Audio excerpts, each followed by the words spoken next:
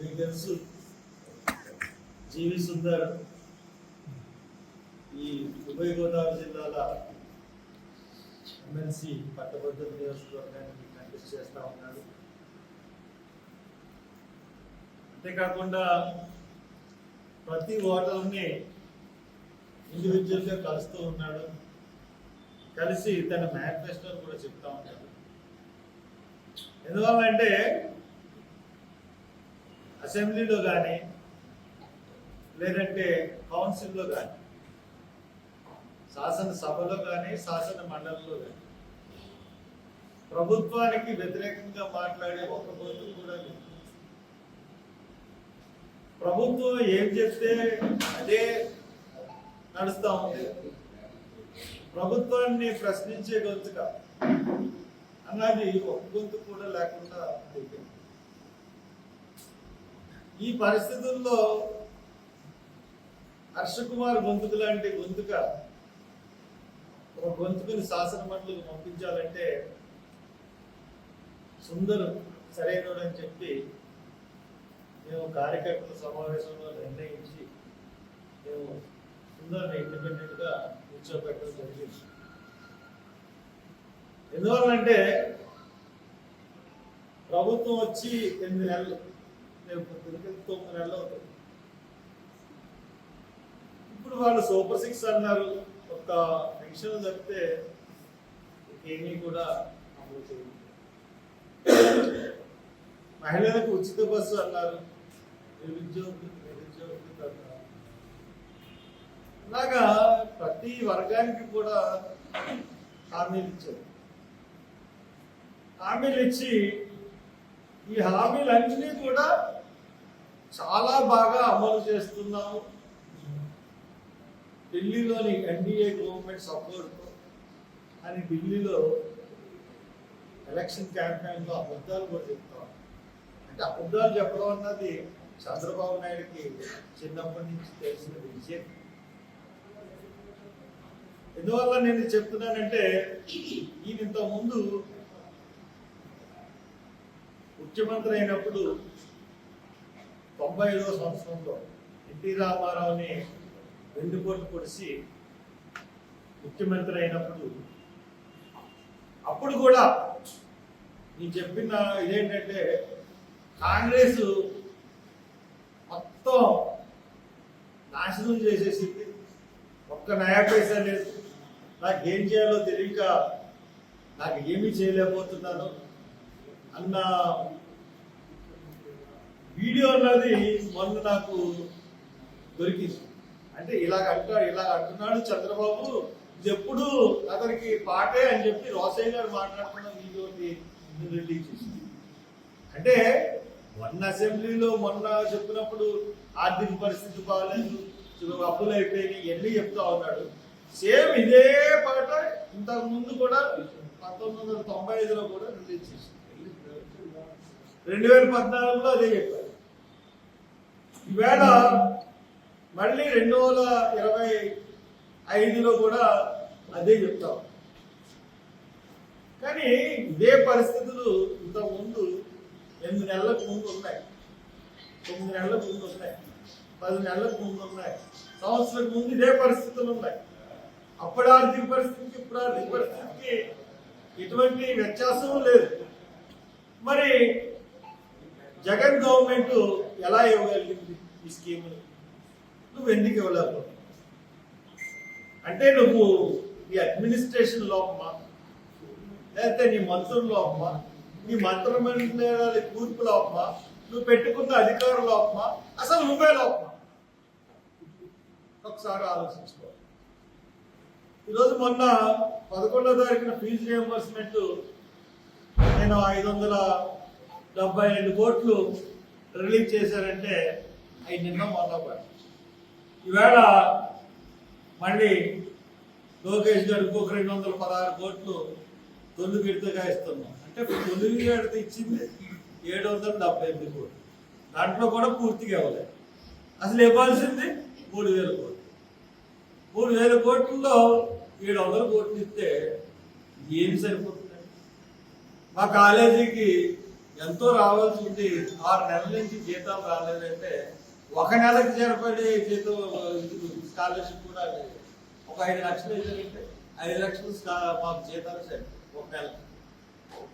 అటువంటి పరిస్థితుల్లో scholarship release చేస్తే మేము ఉద్యోగస్తులకి జీతాలు అడగదు.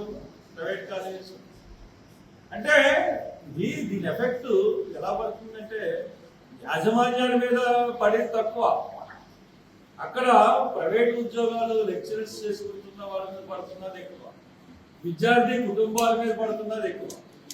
ఇది వాళ్ళు చూసుకోవాల్సిన పరిస్థితి ఎంతైనా.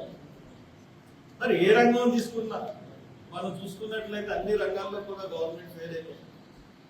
అన్ని రంగాల్లో ఇంతకుముందు స్కాలర్షిప్ విషయంలో ఇంతకుముందు 2019లో ఈయన గడ్డి దిగిపోతా ఉన్నప్పుడు స్కాలర్షిప్సే కాకుండా అదే విధంగా ఇంకా చాలా స్కీమ్లు ఎగ్గొట్టి 23,000 కోట్లు పసుపు కుంకాముల కింద మరి ఈయన పంచిపెట్టేసి ఖజానాన్ని దోపిడీ చేసి, మరి నువ్వు చేసి జగన్కి ప్రభుత్వం ఇచ్చావు, ఆయన సరిదిద్దుకుని అన్ని ఇచ్చుకుని వచ్చాడు కదా, మరి నీకు ఎందుకు జరగట్లేదు? అతను ఖజానా ఖాళీ చేసి వెళ్ళిపోయాడు, మరి నువ్వు ఎందుకు ఇవ్వలేకపోతున్నావు? ఇది పూర్తిగా తెలుగుదేశం వైపరీత్యం. అందుగురించే ఒక గొంతుకు కావాలి శాసన మండలిలో. ఎందువల్లంటే ఇంకొకటి ఏంటంటే మొన్న అసెంబ్లీలో ఆయన మాట్లాడుతూ మొన్న అసెంబ్లీ సమావేశాల్లో నేను విన్నాను క్లియర్గా, నిరుద్యోగ వృత్తి ఎవడో మొదలు పెట్టామన్నాడు. అయ్యో నిజంగా నిరుద్యోగులు ఇస్తున్నాడా అని చెప్పి నేను చాలా ఆశ్చర్యపోయి చాలా ఎంక్వైరీ చేశాను. అంతే పచ్చి అబద్ధం. అసెంబ్లీ సాక్షిగా కూడా అబద్ధాలు ఆడగలిగిన ముఖ్యమంత్రి ఎవరైనా ఉన్నారంటే చంద్రబాబు నాయుడు. అందుగురించే ఆ గవర్నమెంట్ గురించే మేము ఎందుకు గట్టిగా మాట్లాడుతున్నామంటే 2 గవర్నమెంట్లు కూడా ప్రజలకు ఉచితాలని అయ్యని ఇయ్యని, అలాగే జగన్ గవర్నమెంట్ లో చాలా ఎస్సీ స్కీములు అన్ని తీసేసి, ఇటువంటి పరిస్థితుల్లో ఈ గవర్నమెంట్ అన్నిటికీ వ్యతిరేకంగా ఖచ్చితంగా ఒక ఇండిపెండెంట్ ని తీసుకుని ప్రజల సమస్యల గురించి మాట్లాడడానికి, నిరుద్యోగుల సమస్యల గురించి మాట్లాడడానికి, ఉద్యోగస్తుల సమస్యల గురించి మాట్లాడడానికి, అనార్గనైజ్డ్ సెక్టర్ ఏదో వాళ్ళ సమస్యలు మాట్లాడడానికి ఖచ్చితంగా మనం ఒక గొంతుని పంపించాలనే ఉద్దేశంతో జీవీ సుందర్ నేను ఇచ్చేపెట్టడం జరిగింది. మరి దానికి అనుగుణంగానే తను వెళ్తూ ఉండి ఈ రోజున చాలా మంచి పొజిషన్ లో ఉన్నామని చెప్పడానికి నేను సంతోషిస్తున్నాను. ప్రతి ఓటర్ మీ దగ్గరికి వెళ్ళి పర్సనల్ గా కలుస్తున్నాడు, ప్రతి ఓటర్ని కన్విన్స్ చేస్తా ఉన్నాడు, తాను ఎందుకు నిలబడుతున్నాడో అన్నది చాలా క్లియర్ గా చెప్తా ఉన్నాడు. తనకు తాను ఒక మేనిఫెస్టో కూడా పెట్టుకున్నాను. నేను నెగ్గితే నేనేం చేయగలను, నా పరిధిలో నేనేం చేయగలను, నేను సేవ చేస్తానన్నది ఓకే, ఇంకేం చేయగలను అన్నది కూడా ఒక మేనిఫెస్టో తయారు చేస్తాను. కాబట్టి అన్ని విషయాలు దృష్ట్యా మీరు మీ ద్వారా నేను ఓటర్లని, గ్రాడ్యుయేట్ ఓటర్స్ని అడుగుతా ఉన్నాను, తప్పకుండా సుందర్ని గెలిపించండి. మీకు తలలో 4గా ఉంటాడు, మీకు మంచి చేస్తాడు, మీ సమస్యల పట్ల ప్రతిస్పందిస్తాడు, మీ సమస్యల పట్ల పోరాటం చేస్తాడు, మీతో ఒకడే ఉంటాడు. ఇదొక బాధ్యత కింద భావిస్తాడు ఈ పదవిని, అంతేగాని పదవి కింద భావించడు. కాబట్టి తప్పకుండా సుందర్ని గెలిపించమని కోరుతాం. Thank you. బహుశా 8వ తారీఖున వేయొచ్చండి అన్న. చంద్రబాబు దావోస్ పర్యటన వెళ్ళొచ్చు, దావోస్ పర్యటనకి వెళ్ళొచ్చు. అంటే దావోస్ వెళ్ళిన ముఖ్యమంత్రులు అందరూ కూడా ఎంతో కొంత తీసుకుని వచ్చారు, కానీ నా చాలా గప్పాలు కొట్టిన తర్వాత ఆఖరికి ఏం చేశాడంటే ఒక 50 పైసలు రిక్తహస్తాలతో వచ్చాడు. రిక్తహస్తాలతో వచ్చే దావోస్ వెళ్ళాలంటే ఇక్కడ బోర్డు మనం తెచ్చుకోవచ్చు. దావోస్ ఎందుకు వెళ్ళినట్టు ఎవరికి దాని గురించి పాటలు కూడా నేను సోషల్ మీడియాలో కూడా చాలా పాటలు వస్తాయి, ఎందుకు నేను చెప్తే బాగుంటుంది. కాబట్టి ఈ పరిస్థితుల దృష్ట్యా తను ఎప్పుడు కూడా తన క్యారెక్టర్ని చాలా పెద్దగా చేసేసుకుని చూపిస్తూ ఉంటాడు. చేతల్లోకి వచ్చేటప్పటికి అది ఇంత క్యారెక్టర్ ఒక చిన్న క్యారెక్టర్ అన్నీ నేనే తెచ్చానంటాడు. తీరా ఆచరణలోకి వచ్చే జాబ్ వస్తే బాబు వస్తే జాబ్ వస్తుంది, ఇటువంటి స్లోగన్స్ అన్ని కూడా ప్రమోట్ చేస్తాడు. తీరా వాస్తవ పరిస్థితుల్లోకి వచ్చేటప్పటికి జీరో, ఏమీ చేయలేడు. ఆఖరికి అతను చేస్తున్నది ఏంటంటే జల ప్రాజెక్టులు అని చెప్పి కమిషన్ ఉంది.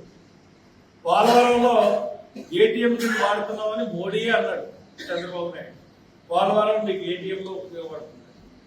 ఈ రోజున గోదావరి బనగాం ప్రాజెక్టు 80,000 కోట్లు, ఒక 40,000 కోట్లు సెంట్రల్ గవర్నమెంట్ దగ్గర వరల్డ్ బ్యాంక్ నిధులు ఉన్నాయంటే అవి తీసుకొచ్చి తక్కిన 40 కోట్లు ఎక్కడి నుంచి తీసుకొస్తాడో చెప్పదు. ముందు 40 కోట్లు తీసుకురావాలి, కాంట్రాక్టులు ఇచ్చేయాలి, కమిషన్ తీసుకోవాలి.